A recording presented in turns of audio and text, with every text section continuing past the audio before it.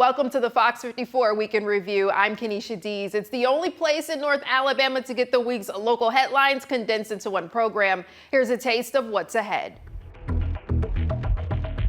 Our top story this week, the federal government shutdown inching closer to 40 days. We take a look at the local impact and what community groups and businesses are doing to help those being affected. It's now the 36th day of the government shutdown, officially the longest in U.S. history. And it's been a long month for federal employees working without pay and for organizations that rely on government funding. First, SNAP benefits dried up for over 750,000 Alabamians, and local organizations haven't gotten much of the funding they need.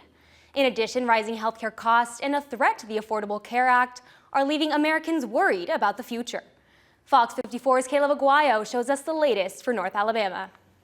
This government shutdown, now on day 36, is creeping into the forefront of many people's minds, jobs, and bank accounts, hindering federal programs and employees who rely on government funding. North Alabama's U.S. Representative Dale Strong says the government needs to be reopened so that people can keep their heads above the water. People are frustrated with what's going on in Washington, D.C. It's affecting families. It's affecting children. I'm thankful to the governor of the state of Alabama and the Alabama legislature.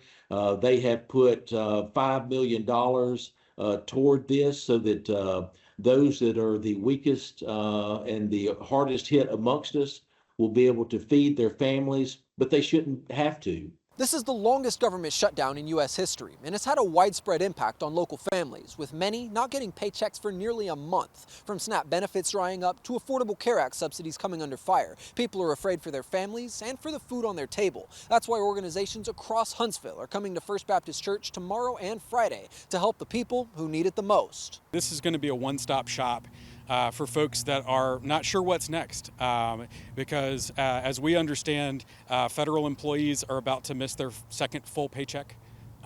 They had a partial paycheck, and they missed one full paycheck already. That one-stop shop is going to have career, food, financial, and counseling support ready to help thousands of people. Economics professor Dr. Jason Imbrogno says this shutdown has already had an economic impact on those here in North Alabama, but it'll get even worse as time goes on. The longer this goes, the worse it will get and the more people will start to be affected. And I think we are starting to reach a stage now where, I don't know if it's a critical mass or what, but enough people are starting to notice or hear from a friend or they know a guy who works for this and you're starting to see that affect more people. And with those effects, some people here in Huntsville are just trying to get by however they can. In Huntsville, I'm Caleb Aguayo, Fox 54 News. As the government shutdown drags on, First Baptist Church in Huntsville hosted a resource event for federal employees. The event held in partnership with multiple Huntsville organizations to help bring needed resources to furloughed federal employees, such as financial counseling and food assistance. Former federal employee and event volunteer Billy Counts told Fox 54 that he understands the perspective of many of the furloughed employees who attended today's event. Your whole world goes from being worried about, how are you going to spend your disposable income to now, how am I going to make the grocery payment? It's just a level of uncertainty that events like this let those people know that, even in dire times and times when it's challenging, there is a community of people in Madison County and Huntsville that will come together to make sure that we can do what we can to alleviate that impact. We also spoke with a furloughed employee who attended today's event and what it meant for her to see what was being offered to those impacted.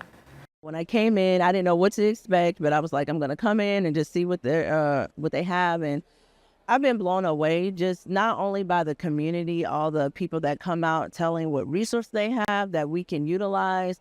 Feed City with the gift cards. I mean, that every little bit helps. And so the volunteers, everybody has been so gracious. So it just feels really good. And if you're looking for resources, the event will be held again tomorrow at First Baptist Church. You can find those details on fox54.com. Governor Kay Ivey announced she's using $2 million of state emergency funds for food banks across Alabama. And this comes as the government shutdown leaves some people without SNAP benefits. The funding will help 8 food banks, including the Food Bank of North Alabama. The Department of Human Resources will also redirect an additional $3 million to the Feeding Alabama network for next year. Bobby Bozeman with the Food Bank of North Alabama discussed with us what this new funding would mean for the organization. We do know it's gonna be a huge help because there's just in our coverage area there, which is North Alabama, there's 23,680 federal workers. And there's I think 128,000 people who receive SNAP benefits, and about 87% of those families have children in the home. So, we know it's really important, and we know that, we're going to try to maximize the amount of food we're able to purchase with this. Bozeman adds that the food bank is looking for volunteers to help the food bank as the need is growing during the shutdown. It is day 33 of the government shutdown, and we've seen impacts here in the Tennessee Valley. Fox 54 has featured many organizations in town who are stepping up to help impacted families, from food banks providing basic needs to restaurants offering discounts. Now, the Shenanigans Comedy Theater in Huntsville has come together in the last week. They started distributing donations to anyone in need this morning. Bags of food being packed for a family in need. Coming from the pantry at Shenanigans Comedy Theater, the founders say the idea spurred not even a week ago when they saw an urgent need in the community. I joined a chat with these people, and we said, hey, we need to get this going, and we need to do it yesterday. So we did that this past Tuesday. Thursday, we took our first donations. When they brought the pantry idea to us, it was an almost immediate yes. With SNAP benefits ending, that was really the impetus for getting this going. Sunday was the first distribution day for the pantry, with all of the food items coming in a matter of days. We decided to just make it happen.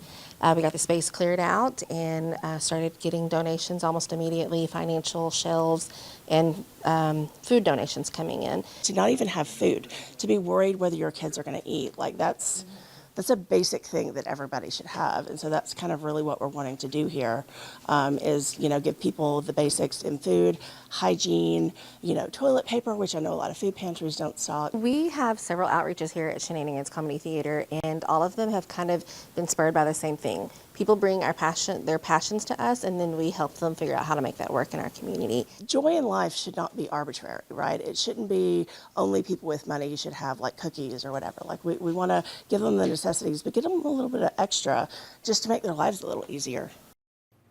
Founders say this offers a safe and judgment-free environment. We put information on how you can donate to the pantry on fox54.com. A local grocery chain is launching its annual campaign to help hungry people and pets in the region. Today marks the start of Food City's 8th annual Friends and Pets in Need holiday food drive. Customers can buy specially marked bags of non-perishable food and pet products for just $15 at any Food City location.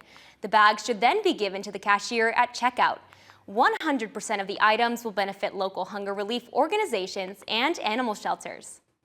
So that's one thing I've always really loved about Food City, is that we have been involved in the community no matter what time of the year it is. And it really matters right now because everybody's trying to stretch that penny, not just get food on the table, but maybe some stuff under the tree as well. And so this is really going to help out not just your regular Joe, but also some of our federal workers that are having a little bit of hard time getting what they need to get self taken care of. The drive runs from November 5th through December 31st. Last year's effort raised a combined total of more than $355,000. Hunger relief is a problem that many face every year, especially around the holidays. The company hopes its initiatives will continue to help those in need. Food prices remain high, and food banks and small nonprofits are seeing a surge in requests for help. So far, we're at almost 400 families in the last 84 hours that we've delivered groceries to. Sierra Elledge and her group, known as the Peanut Butter and Jelly Squad, started as a summer feeding program. Now they're delivering groceries to people struggling with SNAP delays, helping hundreds of families across North Alabama. We're not meant to take the place of a food bank. We're just meant to show up when you need it the most and get you through a few days until you can make longer term arrangements. There's only so much that we can do because we aren't a nonprofit. We're just a group of organizers and volunteers, and so eventually the funds will probably run dry. So our biggest concern is how do we just continue feeding the people who aren't capable of making it to a food drive or a food bank, or don't have transportation or the ability. In Alabama, about 1 in 7 residents rely on SNAP benefits. So if funding delays continue, the growing need could outpace what local nonprofits can provide. At the Downtown Rescue Mission, staff say they're seeing more people than usual, including those that have housing but can't afford food. They're distributing groceries, clothes, and personal items and plan to continue as long as donations last. We're getting a lot more people in need. So we're always giving out groceries to the community. We're always providing shelter. We never turn anybody away, ever. I think that we just have to give out more food, and we're going to need more donations, of course, more support from the community. We're always in need of diapers and wipes. We give a lot of those out, and when people don't have money to spend on food, then they're going to be lacking in other areas. So just like whatever people can spare, we'll take it.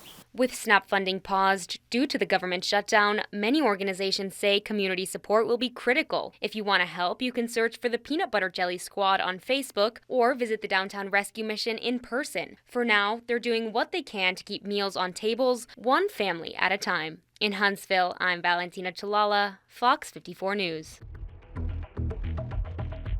Veterans Day is coming up, but some people aren't waiting for November 11 to honor our heroes. A moving reminder of American sacrifice made its way to North Alabama. The Wall That Heals, a replica of the Vietnam Veterans Memorial, is spending the week at Athens State University. Our Logan Alexandra Russell was at the school when the wall arrived. The Wall That Heals is one of the most powerful tributes to our nation's heroes, and the Tennessee Valley rolled out the red carpet to welcome it today.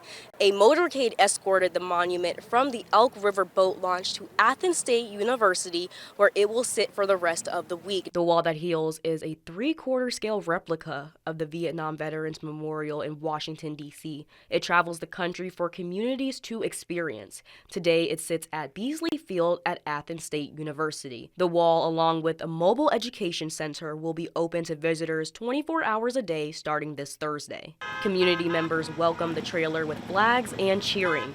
Athens Fire and Rescue also hung a flag over the street to greet the display and the motorcade, which consisted of motorcycles and a Jeep club. The traveling wall is a way for people to visit the memorial in a more intimate setting. Not many people can come visit Washington, D.C. to see the wall. The whole purpose of seeing Vietnam veterans, buddies, family, friends on the wall, to see those that we lost during that time. The opening ceremony is set for Thursday morning at 8:30. Other public ceremonies include a PTSD awareness ceremony on Friday evening and the closing ceremony on Sunday afternoon. The monument will close to the public at 2 p.m. on Sunday. In Athens, Logan Alexandra Russell, Fox 54 News. Well, check this out, a special event for veterans taking place at the VBC this afternoon, hosted by Drake State Community and Technical College. The event honoring those who served our country with networking and resources available for people in attendance. The keynote speaker, Sal Gonzalez of the Wounded Warriors Project, talked with us about his story and the importance of the event. I've been through a lot of trials. I lost my leg below the knee in an explosion in 2004 in Iraq. It's important that service members know that it's available to them. If they served post 9/11, the Wounded Warrior Project's there for them. And if they didn't serve post 9/11, we work with several organizations that do help veterans. Very helpful. Well, Drake State Veterans Affairs Coordinator Nyoka Hambrick tells us the purpose of the event is to show veterans they are supported locally while keeping a focus on mental wellness. The Huntsville Veterans Memorial Museum is growing, and city leaders broke ground on a major expansion at the John Hunt Park location this morning.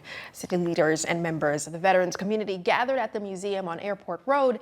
City of Huntsville recently approved a nearly $10 million construction contract for the project. The museum is home to many pieces that document history and pay tribute to our veterans. As the number of artifacts continue to grow, they need a bigger home. We have 12 major pieces that we have no place to display. So today's groundbreaking marks a new era. Our volunteers will make a great museum into a world-class museum. Yes, and this expansion will add 35,000 square feet to the facility. Mayor Tommy Battle says the investment underscores Huntsville's commitment to honoring those who served while creating a premier cultural destination. Some students at Madison City Schools will be heading to new campuses next year when the district's new rezoning takes effect. Here's more. The Madison City School Board decided on a plan for rezoning its schools after months of discussions and community feedback. That decision came earlier this morning at the regular board meeting. The board approved the final version of the preliminary plans, with 5 members voting in favor and 1 abstaining. Here are the approved plans for Madison Elementary, middle, and high schools. District staff read more than 6,000 comments providing feedback over the past few months, with only 45 people coming forward with qualms about the latest plan. Fox 54's Caleb Aguayo shows us the change.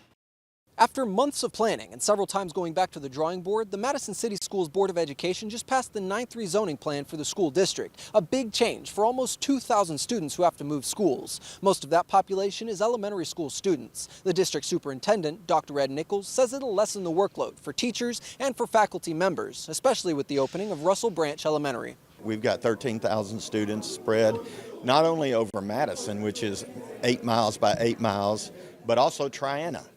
And so when you have growth in all those areas, you have to figure out how to move that growth. And we're opening a new school on the western side off Limestone County, but the other 7 schools lie on the eastern side. So it's pretty challenging. Dr. Nichols says district staff listened to thousands of parents' recommendations, and over the months they finally whittled thousands of concerns down into dozens. We had a public meeting the other night, and we had 10 people speak.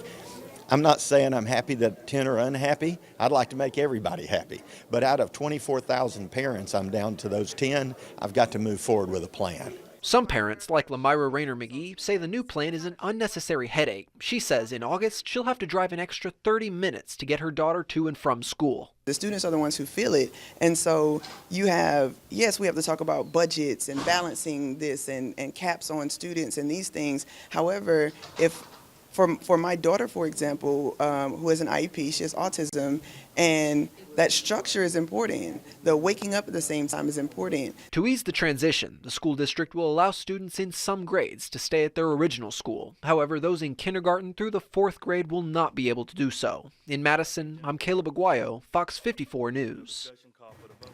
The next step is to take these plans to a federal court to ensure an even distribution of students. If approved, they're set to take effect at the start of the school year next August. City of Priceville has a new police chief. Find out how and why this happened and what's next for the city. Form a motion to name Jason Wigginton as the police chief of the City of Priceville for the next 4 years. And lead resolution 25-33. Councilman Black? Yes. Councilman Dean? Yes. Councilman Durant? Yes. Councilman England? Yes. Councilman Williams? Yes. Mayor Heflin? No. What you just heard there was a nearly unanimous city council vote last night that replaced the chief of police in the city of Priceville. The firing of police chief Jerry Holmes has stirred up the city of Priceville after the brand new city council decided to replace him with a sergeant already in the department. Former police chief Jerry Holmes, pictured on the left side of your screen, has been with the city of Priceville for almost 4 years. Chief Jason Wigginton, on the right, started leading the department last night. Fox 54's Caleb Aguayo shows us the transition. The city of Priceville has a new police chief after a city council vote just last night ousted former chief Jerry Holmes, who's no longer employed by the department. According to Priceville Mayor Sam Heflin, the city's new council took their seats last night, just like many other cities in the state. One of their first votes in office was to remove Chief Holmes from the force. The city council passed the vote almost unanimously, with the only no coming from Mayor Heflin. In the wake of Holmes' departure, the Priceville City Council promoted Sergeant Jason Wigginton to lead the police department moving forward. Because Wigginton's currently on vacation, it's not yet clear how much change the police department will undergo as a result of his leadership. But as soon as he gets back, Mayor Heflin says they're going to sit down and figure out the department's policies moving forward. And the change was sudden, coming as a shock and a disappointment to both Mayor Heflin and former Chief Holmes. Take a listen. Personally, I felt that we had the right chief in place to start with. He's done a lot of good. Every crime statistic in the city is down, and so I thought he had done a good job. So I was not looking for a change, and that's why I was kind of surprised when it happened last night. It's also not yet clear whether this transition is a result of the aftermath from a deadly crash involving Officer Gary Chapman, but we'll be following this story to bring you the latest. In Priceville, I'm Caleb Aguayo, Fox 54 News. For more information about the ongoing case with Officer Gary Chapman, or to stay up to date with the transfer of police chiefs, you can visit fox54.com. A local entertainment venue gets a makeover. A controversial restaurant may be permanently shut down, and new city leaders are sworn in. back, the city and VBC leaders gathered today at the Mark C. Smith Concert Hall to celebrate the completion of nearly two-year-old renovations to the facility. The project saw backstage of the concert hall grow over triple in size, with new backstage areas for touring productions and a new loading bay. For VBC Executive Director Steve Maples, the renovations are some of the biggest ones yet, but they are not just quite done yet. I've been through several renovations here. This recently is some of the biggest that we're doing right now, and there's some in the works to even go bigger. So stay tuned for some bigger projects, hopefully. But this is exciting. It's exciting for us, and it just continues to put us more on the radar, not just for Huntsville, Madison County, but for North Alabama and regional and even national. Mayor Tommy Battle was on stage for tonight's open house and afterwards spoke with Fox 54, echoing a similar sentiment about keeping Huntsville in the spotlight through the VBC. We recruit from all across North Alabama, bringing a workforce in that works here during the day and then goes back home. We do the same thing with when we start working on the arts and when we start working on entertainment venues such as this. We are the entertainment venue for all of North Alabama, and we want to bring people here. We want them to have a great experience here, to know what Huntsville's about, and then also to go back to their homes so that they can spread the word. And with the new renovations, the VBC hopes to bring in larger touring productions to the Mark C. Smith Concert Hall in the near future. Some developments in the court case involving a local bar and grill that's been temporarily closed for almost 2 months. The city of Huntsville filed a motion this morning looking to bring a default judgment against 708 Bar and Grill. The motion cites several failed court appearances, saying the defense's failure to appear and submit required documents warrants a permanent closure of the North Huntsville business. Fox 54's Caleb Aguayo tells us the latest. Just this morning, the city of Huntsville filed a motion seeking a permanent closure of 708 Bar and Grill, which recently had its doors shut over public safety concerns. The city is now looking to permanently shut down the restaurant over a number of alleged violations, including assaults, shootings, liquor license violations, and loud noise. City officials claim the restaurant has endangered public safety for years, saying in court documents that a temporary injunction should now be made permanent because of a failure to appear in court, failing to respond to discovery, and failing to comply with a court order. They argue that the injunction, quote, may have already saved lives within the city of Huntsville. But the community doesn't feel the same way. Co-owner Malcolm Gopher and several in support of the restaurant have tried to make their voices heard in court, at the city council, and over social media. Gopher says the closure is unfair, targeting a local black-owned business. He adds that the court hasn't given his defense team the opportunity to contest the city's allegations. And according to Gopher's attorney, it's been destructive for the family business and its employees. Neither Gopher nor his attorney wanted to go on camera today, but they did say a couple of weeks ago that the building itself should be reopened. I feel confident that the judge will at least take the chains off our doors, even if we're not able to operate. You know, we got food spoiling within the restaurant. You know, it's like, you know, we're chaining buildings up. The building didn't commit a crime. Judge Ruth Ann Hall is overseeing the case and hasn't made a decision on the city's most recent court filing. For now, the restaurant remains closed until Hall's decision either opens it back up or shuts it down permanently. In Huntsville, I'm Caleb Aguayo, Fox 54 News. And we'll have more for you on this story as soon as it becomes available. To stay up to date, go to fox54.com. The next mayor and city council for the city of Decatur have officially been sworn into office, marking a new term for the city. Fox 54's Gabe Glassman spoke with the newcomers who are excited to get started. Congratulations. The new Decatur City Council and mayor were officially sworn in Monday night. With a new mayor, 3 new city council members, and 2 returning city council members, this marks a new chapter for the city. It's exciting. You know, I've been meeting with our directors and department heads, and they're excited, and it excites me. Some of the stuff I've already been doing is meeting with different departments. I met with the library, DYS, all those types of things. So I'm going to continue to do that and just be out in the community until we can get the ball rolling. I'm ready to get to work for the city of Decatur. I think we're going to have a very good council, and I believe we'll get along and do a good job for the city of Decatur. Mayor Kent Lawrence and all 3 new city council members said they're ready to get to work. Working with all the directors and digging into what their job is and how then I can help them to serve Decatur better. The things that I promised in my campaign, expanding the hours of youth services and making sure that we're holding the government accountable for what they do and do not do. What I plan to do is to go out into the district and find things that are going right, find things that need correction, and work on those and talk to the people. After organization and making sure we've got finished the projects that we've started, I'm particularly interested in economic development. And the two returning city council members who were voted president and pro tempore of the city council say they're ready to continue the work that's already been started. Doing exciting things for our residents, infrastructure improvement, things of that nature, we've got to continue to do. We've got a zoning rewrite, need to do something with DYS. A lot of stuff, a lot of irons in the fire that need to keep moving. We're just going to try to make a difference in Decatur. Not try, we are going to make a difference in Decatur. From Decatur, Gabe Glassman, Fox 54 News. Pike was unanimously selected as the next city council president, with McMasters given the pro tempore role. And a brand new specialty adoption center opened in Madison today, and it's aimed at helping kids with all kinds of medical complications. The newest chapter of the Advocates for Children and Families, or the ACF, found their home in North Alabama. Program coordinator Jennifer Kelly tells us that medically complex adoption cases, formerly known as special needs, range widely from child to child. As a result, not everyone is ready to assume the responsibility. It's why Kelly says it's critical to have an agency set aside just for them.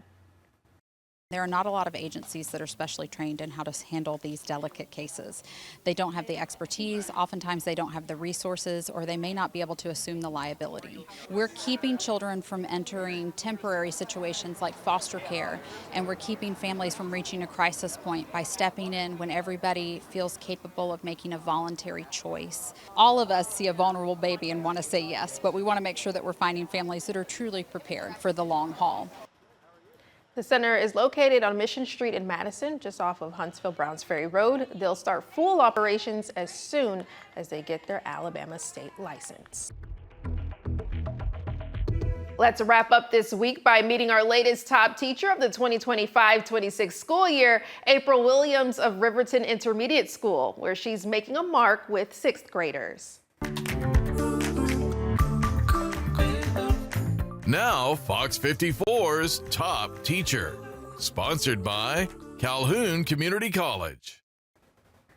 This teacher we're about to meet is described as compassionate, one who pours her heart and soul into her work every day. Listening in during one of her class periods, I see why, and I'm excited to introduce her. Meet this week's Fox 54's top teacher, April Williams from Riverton Intermediate School.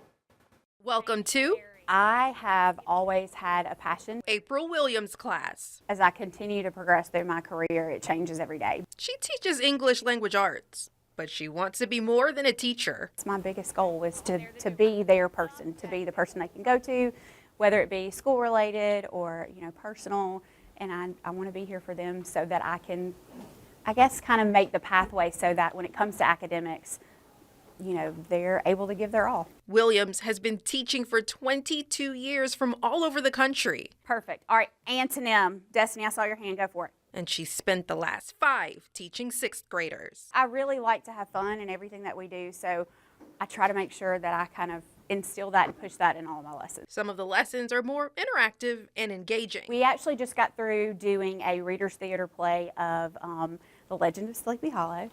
And the class that I have right now is my honors class, and they were absolutely amazing. They had all of these different voices from different countries. It was quite comical. Her principal, April McCutcheon, says the engagement allows the kids to connect. April really engages with her kids. As you could see, today is Crazy Hair and Crazy Sock Day.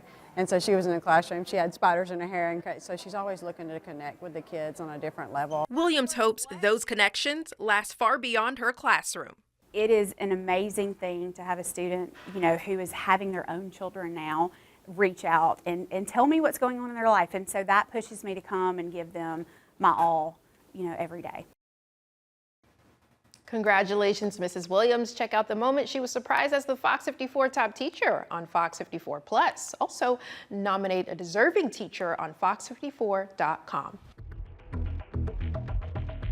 Thank you for watching Fox 54's Week in Review. Count on Fox 54 Plus to bring you more great programming with in-depth local specials, Locked On Sports, true crime, cooking shows, wellness experts, and continuing weather coverage. For everyone at Fox 54 News, I'm Kenesha Dees. Have a great weekend.